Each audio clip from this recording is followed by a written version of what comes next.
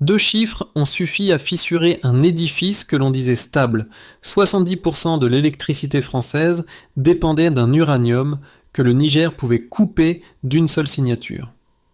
En quelques heures, les marchés européens ont vacillé, révélant une architecture énergétique beaucoup plus fragile que les discours officiels ne le laissaient croire. Pour vous, que signifie vraiment ce basculement, quand même Ibrahim Traoré y lit le début discret d'un nouvel ordre africain centré sur la souveraineté des ressources. Et si cette rupture silencieuse n'était que la première secousse d'un séisme beaucoup plus large, si cette décision nigérienne mérite que l'on s'y attarde, c'est parce qu'elle ouvre une fenêtre rare pour comprendre comment un simple décret peut remodeler simultanément les équilibres énergétiques, politiques et symboliques entre l'Afrique et l'Europe. Le bénéfice principal pour vous, en 10 mots, est clair. Comprendre ce qui déplace réellement une puissance mondiale aujourd'hui. Car derrière les chiffres et les réactions à chaud se joue un enjeu beaucoup plus profond. La fin d'un système fondé sur une dépendance cachée, longtemps traitée comme un détail technique alors qu'elle constituait la clé de voûte silencieuse de tout, le modèle français. Et voici le micro-hook. Si un pays africain peut provoquer une telle onde en une matinée, qu'impliquerait une coordination de plusieurs capitales agissant avec la même logique souveraine. C'est cette question, moins visible mais déterminante, qui fixe les stakes du récit.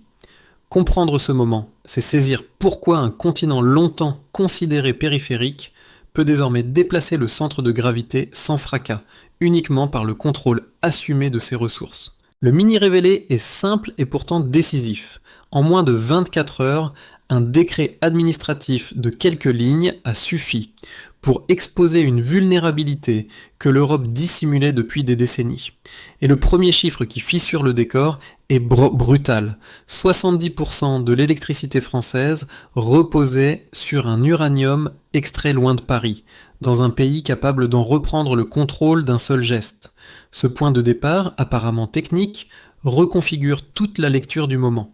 Pendant que Niamey annonçait la nationalisation, les marchés européens basculaient du vert au rouge, révélant un système énergétique fondé sur une stabilité supposée, non sur une résilience réelle. Les analystes ont compris, avant les diplomates, que la dépendance n'était pas théorique. Le cœur du modèle français pouvait trembler dès que le Niger changeait de posture. Mais pour saisir la profondeur du mouvement, il faut lier ce choc immédiat à la chaîne de cause à effet qui s'activait simultanément à Paris, Bruxelles et dans plusieurs capitales africaines. Car la réaction française montrait une urgence froide. Réunions improvisées, modèles recalculés, scénarios reconfigurés, alors que les traders observaient une hausse de 15% du prix mondial de l'uranium en quelques heures. À Niamey, la décision n'était pas présentée comme un défi, mais comme une rectification souveraine. Pourtant, en Europe, elle prenait la forme d'une rupture stratégique. Cette asymétrie de perception est précisément ce qui ouvre la brèche géopolitique. Et c'est ici que la perspective se déplace. Dans les capitales ouest-africaines, l'annonce n'était pas perçue comme un acte isolé, mais comme un précédent. Au Burkina Faso, Ibrahim Traoré y voyait déjà le signe d'un continent qui cesse de demander la permission. Le geste nigérien ne créait pas seulement un choc, il révélait une logique enfouie, celle d'un ordre ancien qui se fissure dès qu'un pays africain touche à une ressource stratégique. Ainsi, comprendre ce moment exige d'observer la dynamique complète de la dépendance énergétique oubliée aux réactions en chaîne, pour mesurer à quel point un décret peut reconfigurer un équilibre établi depuis 40 ans. Pour donner un relief concret à cette rupture, il faut suivre deux scènes qui, mises côte à côte, dévoilent la portée réelle du décret nigérien. La première appartient aux rues de Niamey. Dès les premières heures, des files se forment devant certaines stations-service, non par panique, mais par intuition collective qu'un moment décisif vient d'être franchi. Les conversations se font plus directes, les regards plus attentifs. La population comprend que le pays vient d'affirmer une souveraineté longtemps souhaitée, mais rarement matérialisée. Ce n'était pas une effervescence chaotique, plutôt une confiance nouvelle, diffuse mais puissante, qui signale qu'un geste politique peut résonner bien au-delà de son apparence administrative. Le second cas se déroule à Paris, dans un environnement totalement différent. Un courtier d'Orano, habitué aux courbes prévisibles d'un marché réputé stable, observe ses écrans virer au rouge. Il confie, hors micro, que cette seule décision a créé en une matinée plus d'instabilité que certaines crises diplomatiques majeures. Cette phrase anodine, en apparence, dit tout.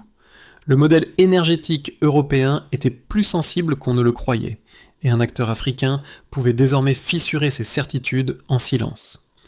Entre ces deux scènes, l'une populaire, l'autre technocratique, se dessine un même constat. La souveraineté n'est pas un slogan, mais un levier capable de modifier la réalité de plusieurs continents simultanément. Le geste du Niger agit ainsi comme un révélateur, rappelant que ce que l'on pensait marginal pouvait devenir central. En somme, un détail peut tout déplacer. Tout commence ainsi. Tout commence par un document administratif d'apparence banale. Quelques paragraphes, une formulation sèche, aucune mise en scène. Niamey annonce la nationalisation immédiate de toutes les ressources d'uranium. Pas de discours triomphal, pas de ton belliqueux, simplement une décision souveraine assumée à voix nue. Pourtant, en arrière-plan, c'est une charnière historique qui se met en mouvement. Les marchés européens, habitués à des flux constants et à une stabilité presque mécanique, réagissent avant même que les chancelleries ne comprennent ce qui se joue. Une série d'algorithmes capte l'annonce, recalcule le risque, transmet les signaux, les indices liés à l'énergie virent soudainement au rouge. Le système nerveux du marché vient d'être frappé là où personne ne l'attendait. Au moment culminant. À Paris, les premières alertes surgissent dans les salles de marché. Les traders voient le prix mondial de l'uranium bondir de 15% en quelques heures. Les téléphones se mettent à vibrer sans pause.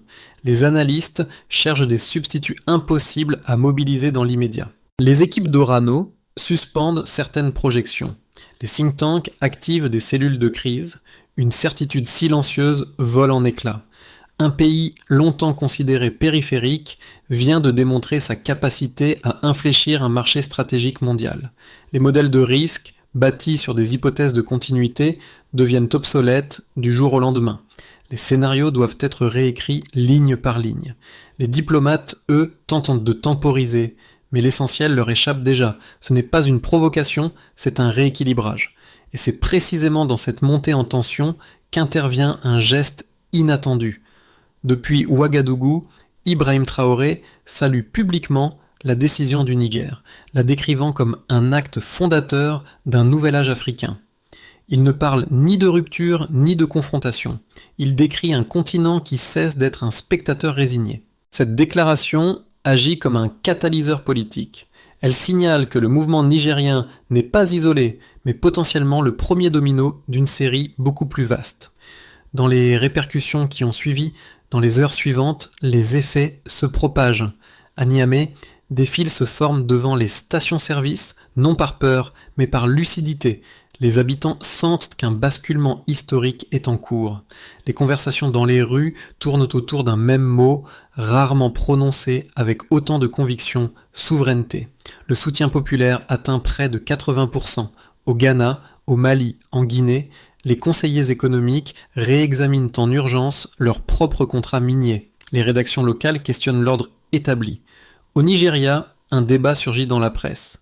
Et si nous reprenions le contrôle total de notre pétrole, en Europe, la recherche d'alternatives se heurte immédiatement à une contrainte simple. L'uranium n'est pas interchangeable. Les chaînes d'approvisionnement ne se reconstruisent pas en semaines. Ce qui semblait un détail technique se transforme en faille structurelle. Dans ce chaos silencieux, une vérité brute apparaît. Le centre de gravité énergétique n'était pas où l'on croyait. Il s'est déplacé d'un seul geste, sans coup de force, sans escalade militaire, mais par la maîtrise d'une ressource stratégique. Le point de départ est net. La baseline énergétique européenne s'est muée en zone de turbulence dès que le Niger a repris le contrôle de son uranium, transformant une stabilité supposée en incertitude mesurable. Cette bascule n'est pas idéologique, elle est chiffrée, observable, inscrite dans 3 indicateurs qui redessinent les rapports de force. Chacun de ces chiffres porte une charge structurelle et chacun révèle une partie du delta que beaucoup n'avaient jamais réellement voulu regarder en face. Le premier chiffre est le plus connu, mais paradoxalement le moins assumé. 70% de l'électricité française dépendait d'un minerai extrait au Niger. Cette proportion n'était pas un détail technique, mais une dépendance centrale longtemps minimisée dans les discours officiels. Ce pourcentage, déjà en soi impressionnant, prend une dimension nouvelle dès lors qu'il est exposé publiquement. Il révèle que le modèle français, réputé robuste, n'était solide qu'à la condition qu'aucun pays africain ne décide d'affirmer sa souveraineté. Et lorsque le décret nigérien tombe, cette dépendance cesse d'être théorique. Elle devient un point de rupture. Les analystes comprennent immédiatement que les marges de manœuvre françaises sont bien plus étroites que prévu. Le deuxième chiffre clé réorganise l'échelle mondiale. 30% de l'uranium naturel exporté provient du Niger. Dans les grandes capitales, ce nombre était souvent traité comme marginal, comme s'il s'agissait d'un simple élément du décor géopolitique. Mais lorsqu'un pays détient un tiers d'une ressource stratégique mondiale, toute modification de sa politique change automatiquement les règles du jeu. Ce volume donne au Niger une capacité d'arbitrage silencieuse que les marchés ont immédiatement intégrée. Les puissances traditionnellement dominantes n'avaient plus le contrôle total de la table. Le récit change dès lors que les chiffres s'alignent. Un acteur longtemps sous-estimé devient central. Le troisième chiffre est celui qui a déclenché la panique immédiate, plus 15% sur le prix mondial de l'uranium quelques heures après l'annonce. Pour les traders, cette hausse n'était pas un caprice de marché, elle était la signature d'un changement structurel. Dans les salles de marché, les écrans rouges ne traduisent pas un désaccord politique, ils traduisent un risque systémique. Lorsque le prix d'une ressource bondit de cette manière, cela signifie que la chaîne d'approvisionnement entière doit être réévaluée. Les modèles économiques deviennent obsolètes, les arbitrages doivent être refaits et les marges disparaissent. La finance comprend avant la diplomatie. Le monde vient de changer de centre de gravité. Ces trois chiffres, 70%, 30%, plus 15%, ne racontent pas des opinions. Ils révèlent la mécanique réelle du pouvoir. Ils démontrent que la réaction européenne ne venait pas d'une hostilité politique, mais d'une fragilité structurelle rendue visible. Et c'est précisément ce delta entre ce qui était pensé stable et ce qui se montre vulnérable qui explique pourquoi le geste nigérien a eu une portée aussi large. Pour comprendre la profondeur de ce moment, il faut examiner honnêtement les deux thèses les plus solides qui s'affrontent aujourd'hui, sans caricature et sans réduire les arguments à des slogans. Ces positions ne s'excluent pas. Elles décrivent deux angles d'un même paysage, souvent observés depuis des réalités différentes. La perspective européenne. Une partie des experts occidentaux affirme que la nationalisation nigérienne représente un risque sérieux pour la stabilité énergétique mondiale. Selon eux, l'économie européenne, et tout particulièrement la France, repose sur une continuité d'approvisionnement qui ne tolère pas des ruptures soudaines. Leur modèle considère que couper un flux stratégique crée immédiatement une onde de choc industriel, logistique et financière. Pour ce camp, la décision nigérienne n'est pas un geste anodin. Elle introduit une incertitude dans une architecture déjà fragilisée par des crises successives depuis 2016. Le raisonnement est froid, mais froid. Sans prévisibilité, les chaînes de valeur deviennent vulnérables, la perspective africaine. De l'autre côté, un courant croissant au sein des gouvernements et sociétés civiles africaines estime que cette rupture était devenue inévitable. Durant des décennies, les ressources africaines ont alimenté les économies étrangères sans que les populations locales n'en retirent des bénéfices proportionnels. Dans cette vision, la nationalisation n'est pas une agression, mais une réparation. Le message est clair. La richesse produite sur le continent doit d'abord profiter à ceux qui y vivent.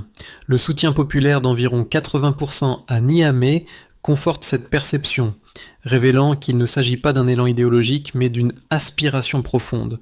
Réconcilier ces deux positions n'exige pas de choisir un camp. Cela exige de regarder les faits. Les 70% d'électricité française dépendant du Niger démontrent une fragilité, pas une stabilité.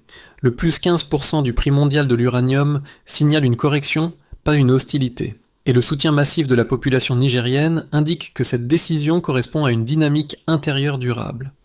Le Stillman véritable est ici, les inquiétudes européennes ne sont pas infondées, mais les revendications africaines non plus. Le centre a basculé. Cette phrase, prononcée en coulisses par un analyste européen, résume le midpoint. Ce n'est plus le Niger qui s'adapte au monde, mais le monde qui doit désormais s'ajuster à la souveraineté d'un pays africain. Le pivot n'est pas spectaculaire. Il est silencieux, presque feutré, mais il modifie la trajectoire du système énergétique international. Pendant que les gouvernements européens tentaient de contrôler le narratif, plusieurs capitales africaines réévaluaient discrètement leurs propres contrats miniers, signe qu'un nouvel axe se forme hors des projecteurs. À Ouagadougou, Ibrahim Traoré observe ce mouvement comme un changement d'époque plutôt qu'un événement isolé. Pour lui, l'essentiel n'est pas la hausse de 15% du prix mondial ou la panique européenne, mais le précédent. Un pays africain a modifié l'équilibre sans armes, sans ultimatum, seulement par une affirmation de souveraineté. Ce n'est pas une rupture ponctuelle, mais la démonstration qu'un autre chemin existe. Le midpoint est là, un continent longtemps décrit comme périphérique commence à agir comme un centre de décision. Et une fois ce mécanisme enclenché, aucun retour en arrière n'est vraiment possible. Les effets de la décision nigérienne ne se sont pas limités au marché ou aux déclarations officielles. Ils se sont matérialisés dans 4 sphères distinctes, chacune révélant une partie du nouvel ordre en formation. C'est dans ces blocs que se referme ce troisième arc de curiosité lorsqu'un pays africain réaffirme sa souveraineté. Les conséquences ne se dispersent pas, elles structurent un nouvel équilibre. Au niveau national nigérien, le premier impact s'est fait sentir à Niamey. Le soutien populaire, évalué à environ 80%, a consolidé l'autorité de l'État, d'une manière rare dans la région. Ce n'était pas un réflexe émotionnel, mais une reconnaissance. Pour la première fois, une ressource stratégique échappait à la logique de captation extérieure. La diversification diplomatique amorcée avant 2025 s'est accélérée. De nouveaux partenaires comme la Chine, la Russie ou la Turquie entrent dans le paysage. Cette recomposition ne repose pas sur un rejet, mais sur un repositionnement. La souveraineté cesse d'être un mot, elle devient un instrument, du côté des entreprises et des marchés. Pour les entreprises européennes, notamment en France, la rupture fonctionne comme un test de résistance. Les actions d'Orano chutent de 5% dès les premières heures, signe que le modèle dépendait davantage de la stabilité du Niger que beaucoup ne voulaient l'admettre. Le bond de 15% du prix de l'uranium reconfigure les coûts d'approvisionnement, pousse les fonds à revoir leur portefeuille et révèle une dépendance structurelle longtemps occultée. Les chaînes industrielles, supposées robustes, se révèlent sensibles à un geste souverain venu d'Afrique de l'Ouest. La correction n'est pas spéculative, elle est systémique. Dans la société et les perceptions collectives, dans les populations africaines, l'impact immédiat n'est pas matériel, mais psychologique. À Niamey comme à Ouagadougou, un sentiment nouveau circule. L'idée que l'Afrique peut décider pour elle-même. Les conversations quittent le terrain du fatalisme et s'ouvrent à celui de la projection. Des ingénieurs, des étudiants, des commerçants débattent désormais de souveraineté énergétique, un sujet autrefois réservé au cercle d'experts. Ce n'est pas une révolution, mais une reconfiguration du regard collectif. À Ouagadougou, Ibrahim Traoré voit dans ce geste un miroir possible pour son propre pays. Un signal que le rapport de force n'est plus figé. Sur le plan régional et géopolitique, c'est dans cette sphère que l'onde de choc devient structurelle. Au Mali et en Guinée, des discussions internes émergent autour de la nationalisation potentielle de secteurs stratégiques. Le Ghana réexamine ses contrats miniers. Le Nigeria interroge publiquement son rapport au contrôle pétrolier. Un principe circule discrètement. Si le Niger a pu redéfinir sa place, pourquoi pas nous ? L'architecture régionale se déplace lentement, mais sûrement, au profit d'un axe ouest-africain qui cesse d'être périphérique. Le geste nigérien devient un précédent, et le précédent devient une base. Ces 4 sphères composent un même tableau. Lorsqu'un pays africain touche à une ressource stratégique, ce n'est pas un chapitre local, c'est une réécriture du système. Les prochains mois ne suivent pas une ligne droite. Ils s'organisent autour de 3 trajectoires plausibles, chacune révélatrice d'un futur différent pour le Niger, l'Afrique de l'Ouest et les puissances qui dépendent encore de son uranium. Ces scénarios ne sont pas des prédictions, mais des cadres de lecture permettant d'évaluer comment une souveraineté nouvellement affirmée peut se consolider ou se fragiliser. 1. Scénario de base. Rééquilibrage progressif. Dans la version la plus réaliste, Niamey consolide son contrôle tout en maintenant un niveau minimal de coopération internationale. Les prix mondiaux de l'uranium se stabilisent sur un plateau plus élevé, offrant au Niger une marge de négociation durable.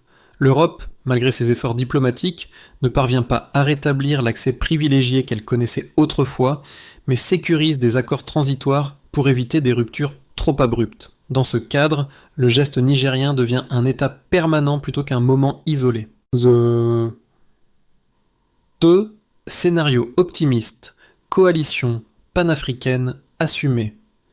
Ce scénario émerge si plusieurs pays, inspirés par l'exemple nigérien et par la vision défendue par Ibrahim Traoré, coordonnent leurs politiques minières et énergétiques.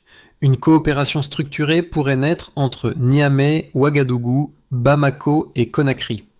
Un mécanisme collectif de négociation donnerait aux États africains un levier inédit face aux grandes puissances énergétiques. Les revenus seraient redistribués plus équitablement, renforçant la stabilité intérieure. Ici, la souveraineté n'est plus un acte isolé, mais une architecture partagée. 3. Scénario pessimiste. Retour aux pressions et aux dépendances. Cette trajectoire se construit sur 2 fragilités, les pressions extérieures et les tensions internes. Si les puissances occidentales appliquent des sanctions ou si des élites locales cèdent à des intérêts particuliers, les gains de la nationalisation peuvent s'éroder. Une mauvaise gestion institutionnelle pourrait transformer une opportunité historique en impasse stratégique. Dans ce cas, la souveraineté énergétique resterait réversible et le pays glisserait vers les logiques qui dominaient avant 2025. La meilleure manière de lire ces scénarios n'est pas de choisir le plus probable, mais d'observer les conditions nécessaires à chacun. Ce n'est pas la vitesse du changement qui compte, mais la cohérence entre institutions, ressources et alignements régionaux. Ce moment n'appartient pas seulement au gouvernement, au marché ou aux experts. Il s'adresse aussi à ceux qui observent le monde depuis leur quotidien, leurs doutes et leurs aspirations. 3 cercles, la diaspora africaine, la jeunesse du continent et les observateurs internationaux sont directement touchés par ce basculement silencieux. A. Diaspora africaine. Pour une grande partie de la diaspora, ce geste nigérien agit comme un rappel puissant. L'histoire ne s'écrit pas toujours loin de chez soi. Ce n'est pas un appel héroïque, mais une invitation à reconsidérer le rôle que chacun peut jouer, soutenir des initiatives locales, encourager la transparence, investir dans les compétences. Ces gestes modestes peuvent renforcer la dynamique enclenchée. Le récit change lorsque ceux qui partent restent connectés aux transformations profondes du continent. B. Jeunes Africains. Pour la jeunesse, souvent habituée à entendre que les règles du jeu sont immuables, cette décision ouvre un espace mental nouveau. Une souveraineté affirmée peut déplacer des lignes qu'on croyait figées. Cela ne signifie pas que tout sera simple, mais que d'autres trajectoires deviennent imaginables. Développement de compétences locales, participation aux industries émergentes, confiance retrouvée dans les capacités du continent. Cette rupture calme montre qu'un précédent concret peut inspirer une génération entière. C. Observateurs internationaux. Pour ceux qui regardent l'Afrique depuis l'extérieur, ce moment oblige à revoir une habitude. Considérer le continent uniquement comme un fournisseur. Le geste nigérien montre qu'il est aussi un espace de décision, de stratégie et d'ambition. Comprendre réellement ce mouvement consiste à dépasser les préjugés et reconnaître que la stabilité mondiale dépend aussi de la souveraineté africaine. Dans ces 3 cercles, une même idée circule. La rupture nigérienne n'est pas un accident, mais une fenêtre qui s'ouvre.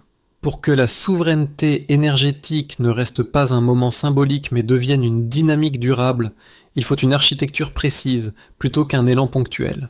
Plusieurs capitales africaines, y compris Ouagadougou où Ibrahim Traoré suit attentivement l'évolution du dossier, envisagent déjà des trajectoires structurées.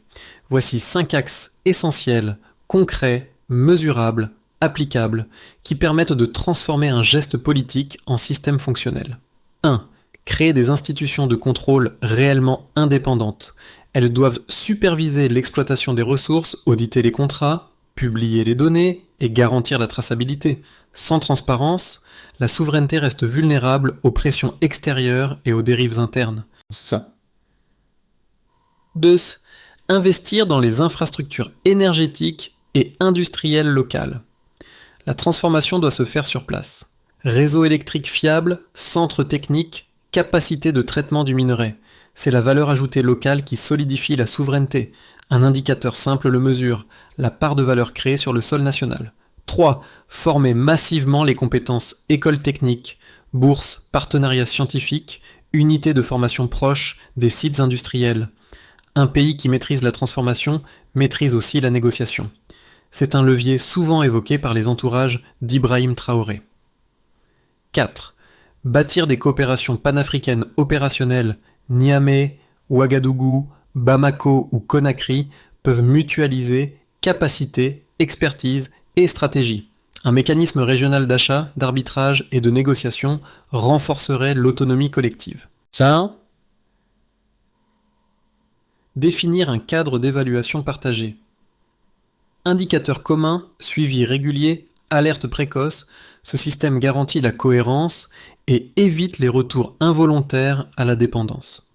Ces 5 étapes ne promettent pas une route sans obstacles, mais elles transforment un acte isolé en trajectoire durable. Dans les rues de Niamey, les fils calmes aperçus au début, ce motif discret de la P4, reviennent à l'esprit comme une image symbole, celle d'une population qui comprend qu'un pays peut relever la tête sans fracas. Ce même mouvement, on le retrouve à Ouagadougou, où Ibrahim Traoré parle souvent de lueur initiale, cette étincelle qui indique qu'un continent peut choisir sa trajectoire plutôt que la subir. Les gestes souverains ne transforment pas tout en une journée, mais ils laissent des traces profondes dans les imaginaires. Ce moment nigérien, apparemment simple, ressemble à une porte ouverte. Elle ne force personne à entrer, mais elle rend soudain possible ce qui semblait inaccessible la veille. Les certitudes anciennes s'effritent, les possibilités nouvelles émergent. Le futur n'est pas garanti, mais il est redevenu modulable. Et la phrase qui reste, courte mais entière, une décision peut déplacer un monde. Ce chapitre qui s'ouvre n'exige ni adhésion aveugle, ni rejet instinctif. Il demande simplement une écoute honnête, un regard attentif sur ce que révèle cette rupture calme. Le geste nigérien ne redéfinit pas seulement l'énergie ou la géopolitique. Il modifie la manière dont chacun, en Afrique ou ailleurs, pense la souveraineté et l'avenir. C'est une invitation à observer sans préjugés, à discuter sans crainte, à reconnaître que les équilibres peuvent changer lorsque des pays longtemps considérés passifs décident d'écrire leur propre cadence. Pour continuer cette conversation, vous pouvez partager vos idées, vos doutes, vos visions. Chaque voix ajoute une nuance à un récit qui se construit en temps réel, sans auteur unique et sans version finale. Les transformations profondes n'avancent pas seules. Elles se nourrissent des débats, des perspectives et des engagements modestes.